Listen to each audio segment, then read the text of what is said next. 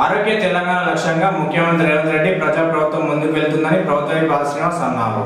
ఆరోగ్య తెలంగాణ లక్ష్యంగా ప్రజాప్రభుత్వం కృషి చేస్తుంది అని ప్రభుత్వ విప్ ఆది శ్రీనివాస్ పేర్కొన్నారు.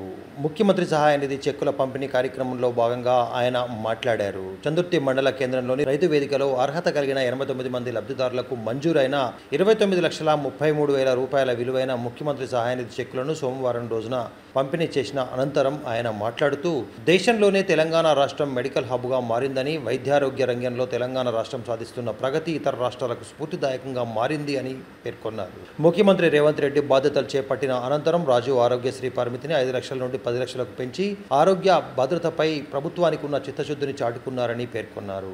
ఆరోగ్య సమస్యలతో చికిత్స తీసుకున్న వారికి ముఖ్యమంత్రి సహాయ నిధి ద్వారా ఎల్ఓసీల ద్వారా ఇప్పటి వరకు 20 కోట్ల చెలుపు మంజూరు చేశామని, పేదలకు వైద్యపరంగా ఎలాంటి ఇబ్బందులు తలెత్తకుండా ఇలాంటి చర్యలను తీసుకుంటుంది అని పేర్కొన్నారు.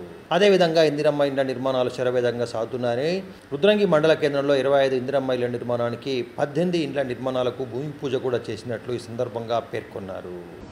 ప్రాణాంతక వ్యాధులు వచ్చినప్పుడు కానీ, ఏదైనా యాక్సిడెంట్లు జరిగి ఇబ్బంది అయ్యి ఆపరేషన్ జరగాలన్నప్పుడే కానీ, గతంలోనే పేదల కోసం కాంగ్రెస్ ప్రభుత్వం అన్నాడు ఎవరైనా ఉదయం లేచి స్నానాలు గావింపు వేసుకొని దేవుని భూమిలోకి వెళ్ళి నేను బాగుండాలి, మా ఆయన బాగుండాలి, మా పిల్లలు బాగుండాలి, ఆడపిల్లలు అయితే మీ బిడ్డగా ఎమ్మెల్యే అయిన తర్వాత కూడా ఈ ప్రాంతంలో అనేక మందికి ముఖ్యమంత్రి గారి సహాయ నిధి నుంచి ఎవరికి ఇబ్బంది వచ్చినా హాస్పిటల్ 30,000 ఖర్చు అయిందని 15,000 ఇచ్చే కార్యక్రమం, హాస్పిటల్కి 50,000 ఖర్చు చేసిన 20,000 కార్యక్రమం.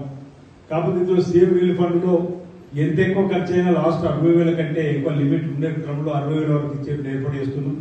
లేదు చాలా మంది పేదలకు గుండె operation, liver operation, kidney operation accident అయిందంటే నిమ్స్కు వెళ్తే ఎల్ఓసి కింద 5 లక్షలు అవుతుంటే 2,50,000 ఇచ్చే కార్యక్రమం కూడా మొన్న తల్లి కొడుకు కిడ్నీ మార్పు చేసుకుంటే 12 లక్షలు అవుతుందంటే 6 లక్షల రూపాయలు ఒకటే రోజు వాళ్ళకి మంజూరు చేయించి అందులో వాళ్ళకి సాయం చేసే కార్యక్రమం. ఈ విధంగా ఎల్ఓసి కూడా మనం ఎక్కువగా ఇప్పిస్తున్నాం. అంటే పేదల సంక్షేమం కోసం పాటుపడేటువంటి పార్టీ ఏదైనా ఉందా అంటే దేశంలో కాంగ్రెస్ పార్టీ చెప్పడం తెలుసుకున్నా.